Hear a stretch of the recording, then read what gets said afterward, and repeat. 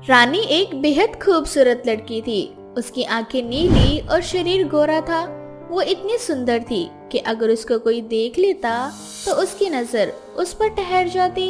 लेकिन कहते हैं ना, पांचों उंगलियां एक बराबर नहीं होती।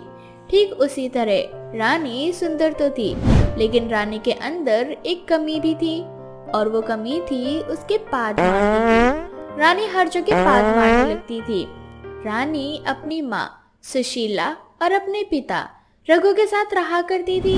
रानी को खाने का बहुत शौक था और वो हद से ज्यादा हर वक्त खाती रहती थी। ऐसे ही एक दिन, बेटा रानी, मैं सोच रही हूँ तेरी शादी करवा दूँ। लेकिन माँ, मेरी शादी इतनी जल्दी क्यों? जल्दी कहाँ हो रही है बेटा, तेरी उम्र की लड़कियों की शादी हो गई है। माँ, बेटा प्लीज मेरे लिए। ठीक है माँ, जैसा आपको सही लगता है आप वैसा करो। इस तरह से अब रानी अपने कमरे में चली जाती है। और ऐसे ही अब अगले दिन रानी को देखने लड़के वाले आते हैं। अरे बहन जी, अगर आपने हमारी खातिरदारी कर ली हो तो अब बारी है हमें हमारी बहू का चेहरा देखने का। चेहरा दिखा दो जरा हमारी बहू का।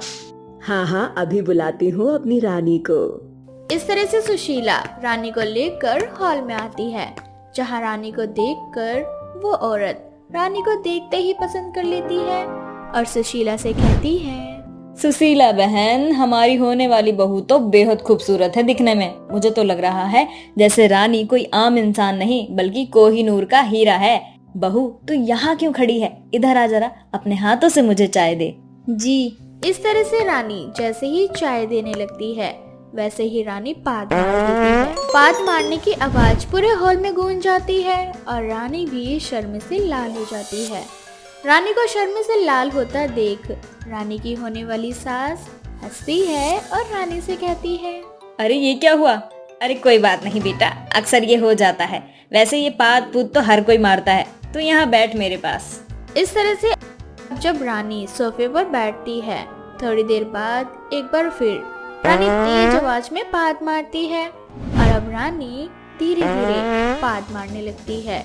ये देख लड़के की बहन उसे बोलती है, मम्मी, ये तो हमारी होने वाली भाभी या आपकी बहू नहीं बल्कि पाद मारने वाली बहू है, जो बार बार पाद ही मारती जा रही है, वो भी अलग अलग स्टाइल में। सही कहा बेटा तूने, ये तो पदौड़ी लग रही है। माफ करना सुशीला बहन, मैं अपने बेटे की शादी इस पदौड़ी लड़की से कभी नहीं करवाऊंगी। अगर ये आज इतना पाद मार रही है तो कल को मेरे घर में आके कितना पाद मारेगी। मेरे घर में तो हर वक्त बदबू ही फैली रहेगी। छी छी, मैं अपने बेटे की शादी इस लड़की से कभी नहीं करवाऊंगी। इस तरह से अब लड़के वाले वहाँ से चले जाते हैं। ये देख रानी को बहुत दुख होता है, लेकिन वो अपने दुख को अपने माँ बाप के आगे जाहिर नहीं होने देती। ही अब दिन गुजरने लगते हैं और एक दिन रघु अपनी पत्नी सुशीला से कहता है, सुशीला, मैंने अपनी बेटी रानी के लिए एक राज नाम के लड़के का रिश्ता देखा है और वो कल आ रहे हैं हमारी बेटी को देखने। लेकिन रघु जी, आप तो जानते ही हैं हमारे बेटी को पाद मारने की बीमारी है। हम लड़के वालों से उसके सच को कैसे छिपाएंगे? एक काम करना, कल तुम उसको कुछ भी खाने मत देना, और जब वो खाएगी नहीं तो पादेगी भी नहीं। क्या ये करना सही होगा? हमारी बेटी शादी लायक हो चुकी है और अपनी बेटी के लिए कुछ सोचना मुझे नहीं लगता कि कुछ गलत है। इस तरह से अब सुशीला मान जाती है और इस काम के लिए सुशीला रानी को मना लेती है। अगले दिन राज और उसकी माँ पिंकी रानी को देखने आती हैं। रानी को देख पिंकी भी उसको देखते ही पसंद कर लेती है और सुबह से कुछ न खाने की वजह से रानी भी उनके सामने पाद नहीं मारती और अब राज और रानी का रिश्ता पक्का हो जाता है। कुछ समय बाद रानी और राज की शादी भी हो जाती है। शादी के अगले दिन रानी की मुंह दिखाई थी। रानी को चारों तरफ से औरतों ने घेरा हुआ था। हर तरफ गीत संगीत हो रहे थे। तभी रानी पाद मारती है। उस पाद की आवाज पूरे घर में गूंज उठती है। पाद की आवाज सुनकर पिंकी की एक पड़ोसन पिंकी से कहती है, पिंकी बहन, तेरी बहू ने कितनी जोर से पाद मारा है। इसकी पाद की आवाज तो हमारी संगीत की आवाज से भी तेज निकली। और देख, सभी तेरी बहू को ही देखने लग गए हैं। हाँ तो क्या हुआ, पाद ही तो है, इट्स नेचुरल, ये तो सभी को होता है। क्या तूने कभी पाद नहीं मारा? हाँ मारा है, लेकिन इतनी जोर से। सबकी अपनी कैपेसिटी होती है यार। जस्ट चिल बहू, तुम्हें शर्माने की जरूरत नहीं है। सब बात मारते हैं, तुमने भी मार दिया। मम्मी जी पर क्या बहू? रानी तू ये क्या करने जा रही थी? अगर मम्मी जी को पता चल गया कि मैं यानी कि उनकी बहू पदौड़ी है तो वो मुझे राज से अलग कर देंगी। नहीं नहीं, मैं मम्मी जी को कुछ भी नहीं बता सकती। बहू किस सोच में पड़ गई? क्या हुआ बताओ। अब वो मेरा मतलब कुछ नहीं। ये बात सोचकर रानी पिंकी को कुछ नहीं बताती और चुपचाप अपनी मुंह दिखाई पर अपनी नजरें झुकाए बैठी रहती है। तभी एक बार फिर रानी बहुत जोर से पाद मारती है और कंटिन्यू लगातार वो 5 से 6 बार पाद मार देती है। ये देख एक पड़ोसन एक बार फिर बोलती है, पिंकी बहन लगता है तेरी बहू का पाचन तंत्र खराब है। बहू रात में क्या खा लिया था जो तू आज इतनी पाद मारे जा रही है? पड़ोसन बोल ही रही होती है कि तभी एक बार फिर रानी जोरदार पाद मारती है। ये देख अब सभी जोर जोर से हंसने लगते हैं और दूसरी पड़ोसन बोलती है, पिंकी बहन तेरी बहू नहीं बल्कि पदौड़ी बहू है। अरे बहू ला ही रही थी तो कोई अच्छी बहू ले आती। तूने हाल ही इसकी शक्ल देखकर अपने बेटे की शादी इस पदौड़ी से करवा दी। ये सब सुन रानी जोर जोर से रोने लगती है। ये देख पिंकी सबको जवाब देते हुए उनसे बोलती है, मेरी बहू के अंदर बहुत गुण है। मेरी बहू सर्वगुणी है। क्या हुआ अगर ये पदौड़ी है तो? जैसी भी है मेरी बहू है। मैंने इसको अपनी बहू के रूप में रखा है। आप लोगों को कोई दिक्कत नहीं होनी चाहिए। मैं आप सभी से कहना चाहती हूँ, मेरी बहू की मुंह दिखाई हो गई है, इसीलिए आप लोग खाना खाइए और अपने अपने घर को जाइए। इतना बोलकर पिंकी अपनी बहू को उसके कमरे में ले आती है और अपनी बहू को चुप करवाते हुए उससे कहती है, बहू तू रो मत। क्या हुआ? अगर तुझे पाद मारने की प्रॉब्लम है तो क्या हुआ, मैं तेरा इलाज करवाऊंगी। मम्मी जी मैं आपको बताना चाहती थी लेकिन मैं डर गई थी कि कहीं आप मुझे ठुकरा देंगी तो। बहू तेरी सास ऐसी नहीं है। और रही तेरी बीमारी की बात, और ये राज मुझे शादी से पहले ही पता था। वो कैसे मम्मी जी? जब हम लोग तुझे देखने घर आए थे तब तेरे पिताजी से रहा नहीं गया। उन्होंने मुझे कॉल करके सब बता दिया था। लेकिन क्या फर्क पड़ता है इन बातों से? मुझे और मेरे बेटे को तो तुझसे मतलब है बेटी। तुम्हारा इलाज हम बड़े से बड़े डॉक्टर से करवाएंगे। अब क्या था, अपनी सास के मुंह से ये बातें सुनकर रानी अपने आंसुओं को रोक नहीं पाती और वो अपनी सास को गले लगा लेती है। ऐसे ही अब समय गुजरता है और पिंकी और राज दोनों रानी का इलाज करवाते हैं। इस तरह से रानी के पाद मारने की बीमारी ठीक हो जाती है और सभी एक दूसरे के साथ हंसी खुशी रहने लगते हैं। अनीता और अंकित की शादी को 13 साल हो चुके थे, पर अब तक उनकी एक भी औलाद नहीं हुई थी। ऐसे ही एक दिन उनके दरवाजे पर एक भिखारन आती है जो अनीता की सास उमा से बोलती है, बहन मुझ भूखी को कुछ खाने को दे दो। तुम्हारे घर में बच्चों की किलकारी हमेशा गूंजती रहेगी। काश कि ये सच हो पाता। अच्छा तुम यहीं रुको, मैं तुम्हारे लिए अंदर से खाना लाती हूँ। उमा अपने दरवाजे से किसी भी गरीब भिखारी को खाली हाथ नहीं जाने देती थी, इसलिए आज भी वह उस भिखारन को खाना देती है। खाना खाने के बाद वह भिखारन उमा से उसकी बहू के बारे में पूछती है, जिस पर उमा उस भिखारन से बोलती है, मेरे बेटे की शादी को 13 साल हो चुके हैं, लेकिन अब तक मेरी बहू को कोई भी संतान नहीं हुई है। ना जाने हमसे ऐसी कौन सी भूल हो चुकी है जिससे भगवान हमसे नाराज हो गए हैं। बहन मैं एक तपस्वी हूँ। मैंने कई सालों का तप किया है और अपना तप पूरा करने के बाद मैं इस भेष में आज यहाँ भिक्षा मांगने आई हूँ। और मैं तुम्हारी इस सेवा भाव से बहुत खुश हुई हूँ। इसीलिए मैं तुम्हारी बहू को वरदान देती हूँ कि वो 12 बच्चों की जादुई माँ बनेगी। आपका बहुत बहुत शुक्रिया मेरी बहू को ऐसा वरदान देने के लिए। इतना बोलकर उमा उस भिक्षुकी के चरणों में गिर जाती है और कुछ ही देर में वो औरत वहाँ से गायब हो जाती है। जिसके बाद उमा ये खबर अपनी बहू को देती है। ये खबर सुनने के बाद अनीता अपनी सास से बोलती है, क्या माँ जी आप सच बोल रही हैं? मैं बहुत जल्द 12 बच्चों की माँ बनूंगी। हाँ बहू मैं सच बोल रही हूँ। उस औरत ने तुझे ये वरदान दिया है कि तू 12 बच्चों की जादुई माँ बनेगी। इसीलिए अब तू अपना अच्छे से ख्याल रख। तुझे चिंता करने की कोई जरूरत नहीं है। बहुत जल्द तेरी झोली भी खुशियों से भर जाएगी। अब अनीता अपना बहुत ख्याल रखती है, साथ ही अंकित और उमा भी उसका खूब ख्याल रखते हैं। और बहुत जल्द अनीता को पता चल जाता है कि वो माँ बनने वाली है, जिसके बाद तो अनीता की खुशियों का ठिकाना ही नहीं होता। देखते ही देखते अनीता को 6 महीने हो जाते हैं। अब उसका बच्चा उसके गर्भ में 6 महीने का हो चुका था। ऐसे ही एक दिन अनीता अपने बच्चों के लिए स्वेटर बना रही होती है, तभी अंकित वहाँ आ जाता है और अनीता अंकित से बोलती है, आ गए आप? अच्छा सुनिए ना, मैं क्या कह रही थी कि कल जब आप ऑफिस से आ रहे होंगे ना, तो रास्ते में दुकान से कुछ ऊन ले आना। ऊन किस लिए अनीता? अरे मेरे प्यारे पतिदेव, लगता है आप भूल गए कि मैं माँ बनने वाली हूँ और हमारा बच्चा सर्दियों में पैदा होगा, उसे ठंड ना लग जाए, इसीलिए मैं उसके लिए कुछ ऊनी कपड़े बना रही हूँ। बस इसीलिए मुझे ऊन चाहिए। अच्छा तो ये बात है। ठीक है, तुम चिंता मत करो, कल शाम को जब मैं ऑफिस से घर आऊंगा तो मैं बहुत सारा ऊन लेकर आऊंगा। फिर तुम जितना चाहे हमारे बच्चों के लिए ऊनी कपड़े बना लेना। इस तरह से अगली सुबह अंकित अपने काम पर चला जाता है और उमा भी किसी काम से मार्केट चली जाती है। इसी बीच अनीता घर में अकेली होती है और जब वो ऊपर से नीचे उतर रही होती है, तभी उसका पैर सीढ़ियों से फिसल जाता है और वो नीचे गिर जाती है। सीढ़ियों से गिरने की वजह से अनीता को काफी चोट लग जाती है, परंतु उस समय घर पर कोई नहीं होता और वो दर्द से बेहोश हो जाती है।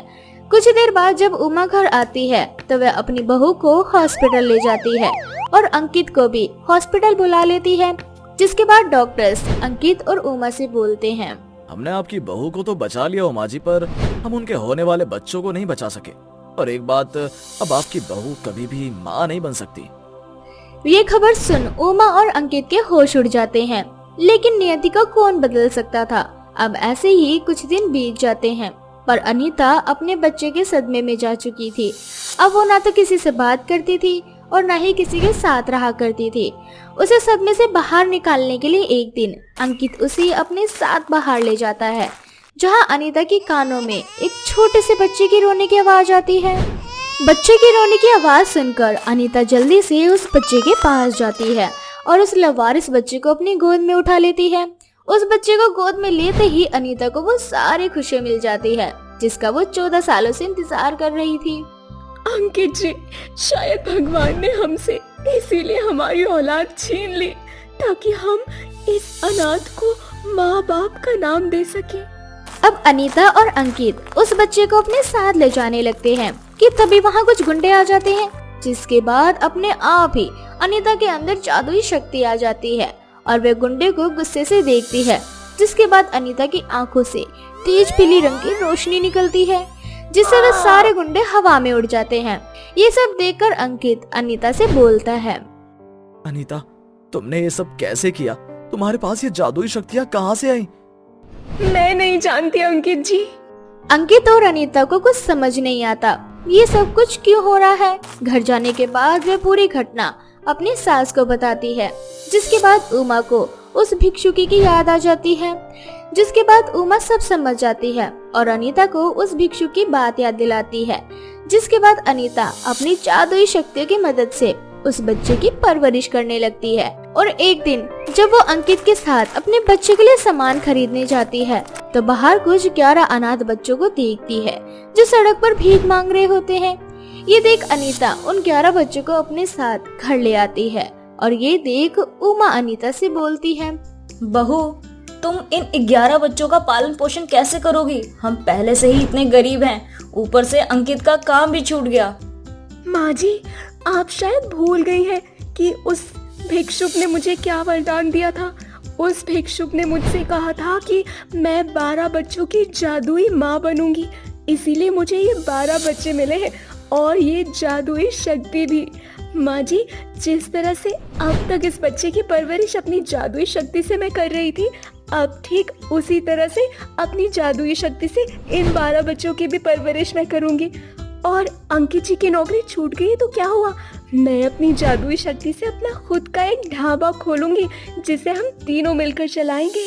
माँ, अनीता बिल्कुल सही कह रही है, तभी तो हमसे हमारी औलाद छिन गई और बदले में हमें ये 12 बच्चे मिल गए और इस तरह से उस भिक्षुक का वरदान पूरा हुआ। हाँ बेटा, तुम बिल्कुल सही कह रहे हो। मैं तो ये बात भूल ही गई थी। देखो ना, आज से कुछ साल पहले हमारे घर में एक भी बच्चा नहीं था और आज हमारे घर में 12-12 बच्चे हैं। साथ ही हमारी बहू अब जादुई बच्चों की माँ बन चुकी है।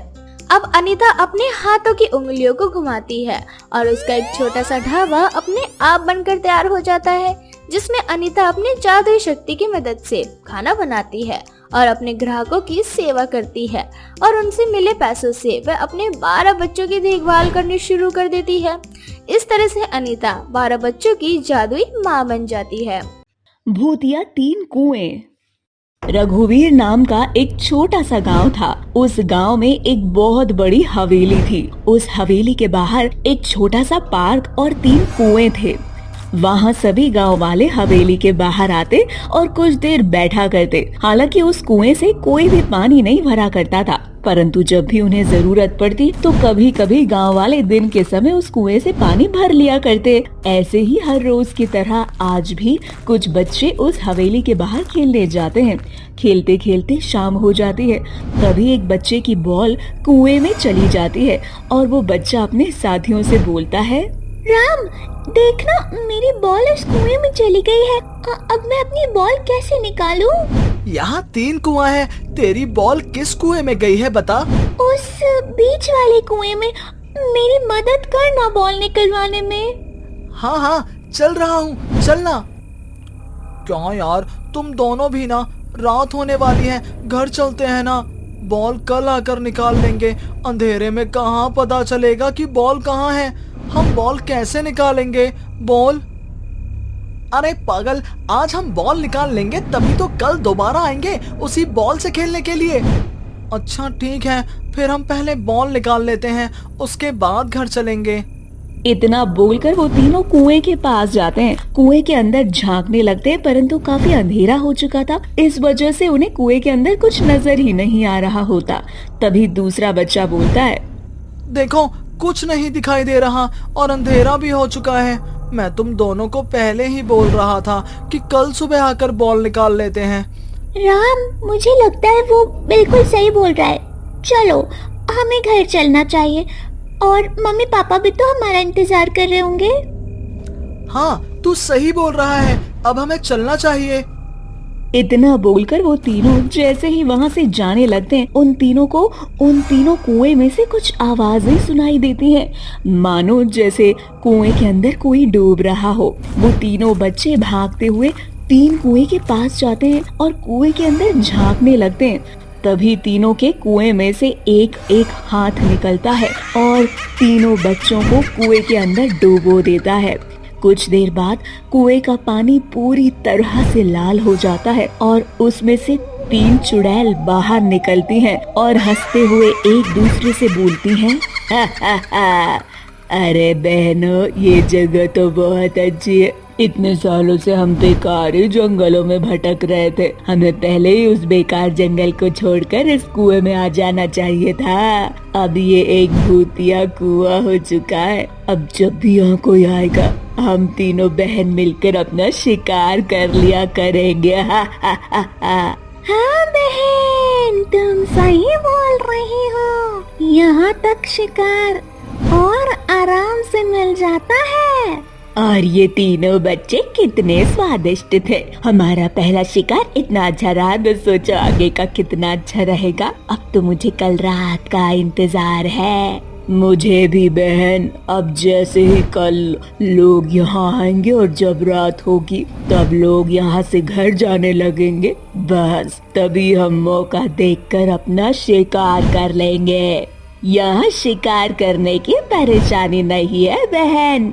ये भूतिए 3 कुएं हैं। अब जब भी कोई रात को पानी भरने आएगा, हम उसका खून पी जाएंगे। हा हा हा हा। अब तो बहुत मजा आएगा। ही ही ही ही। इतना बोलकर वो तीनों चुड़ैल अपने अपने कुएं के अंदर चली जाती हैं। तो वहीं दूसरी ओर पूरी रात बीत जाती है और वो तीनों बच्चे अपने घर पर नहीं पहुंचते, जिसके बाद उन तीनों बच्चों के माता पिता बड़े परेशान हो जाते हैं और अपने बच्चे की गुमशुदगी की रिपोर्ट लिखवाते हैं। तो वहीं दूसरी ओर गाँव वाले अगले दिन हवेली के पास जाते हैं। और कुछ देर बैठते हैं। बच्चे भी वहाँ खेल रहे होते हैं। अब रात हो जाती है और सब अपने अपने घर की ओर जाने ही लगते हैं। तभी वहाँ एक औरत जो कि थकान की वजह से सो रही होती है, एकदम से उसके कानों में एक आवाज आती है। आवाज ऐसी होती है मानो जैसे कुएं के अंदर कोई डूब रहा है और मदद की भीख मांग रहा है।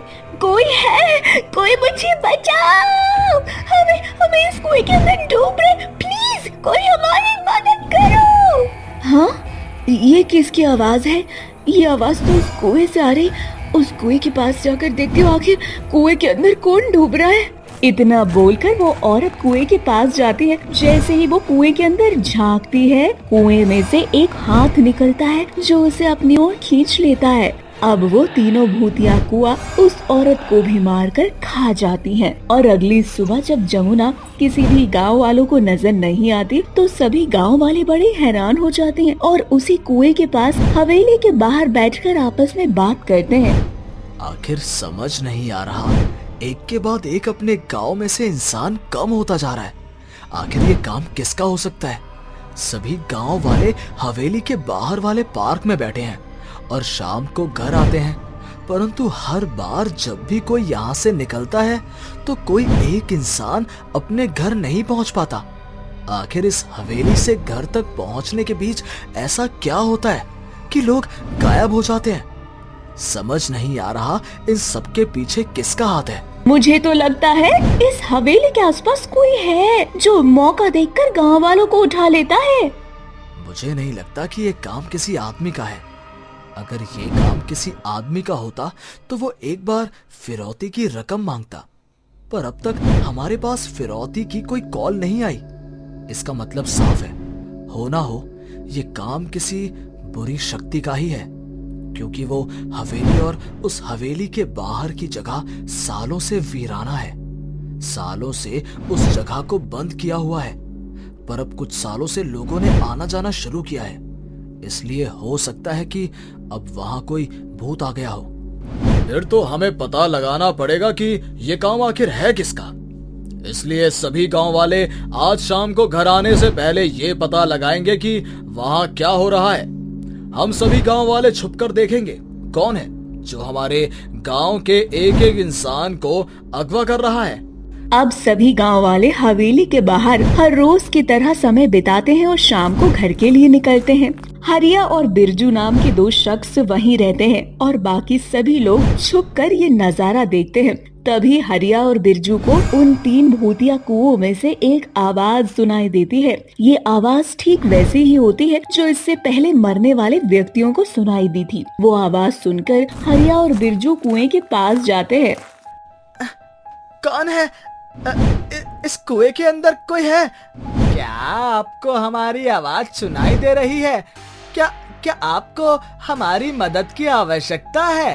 अगर है तो बताइए, हम दोनों आपकी मदद करेंगे।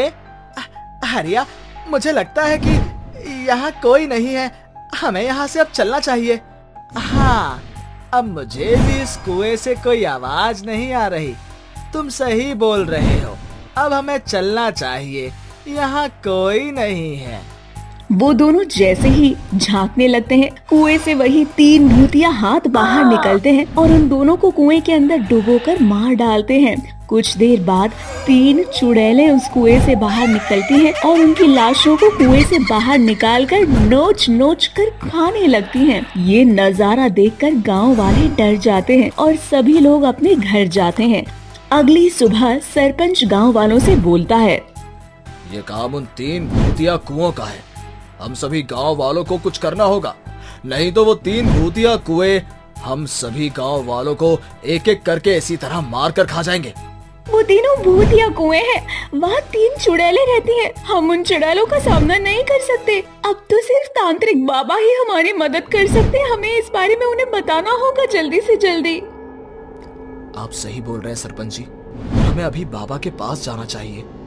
अब सभी गांव वाले तांत्रिक बाबा के पास मदद के लिए चले जाते हैं। जब वो बात तांत्रिक बाबा को पता चलती है तो उसी रात तांत्रिक बाबा अपने साथ गंगा जल और माता रानी का लाल सिंदूर लेकर गांव वालों के साथ निकल जाते हैं और रात को वो तीनों कुएं के अंदर थोड़ा थोड़ा गंगा जल डाल देते हैं, जिसके बाद वो तीनों चुड़ैलें तड़पने लगती हैं और कुएं से बाहर आकर बोलती हैं, बाबा ये तूने क्या किया, हमारे घर से हमें निकाल दिया। देख बाबा ये तूने ठीक नहीं किया, अब हम तुझे नहीं छोड़ेंगे। तुम तीनों मेरा कुछ बिगाड़ो उससे पहले ही मैं तुम तीनों को नष्ट कर दूंगा। इतना बोलकर बाबा और सभी गांव वाले उन तीनों चुड़ैलों के ऊपर माता रानी का लाल सिंदूर डालते हैं और तीनों कुएं में आग लगा देते हैं, जिसके बाद वो तीनों चुड़ैलें मर जाती हैं और वो कुआं भी पूरी तरह से जल जाता है। अब सभी गांव वाले एक बार फिर से अपनी जिंदगी खुशी खुशी जीने लगते हैं।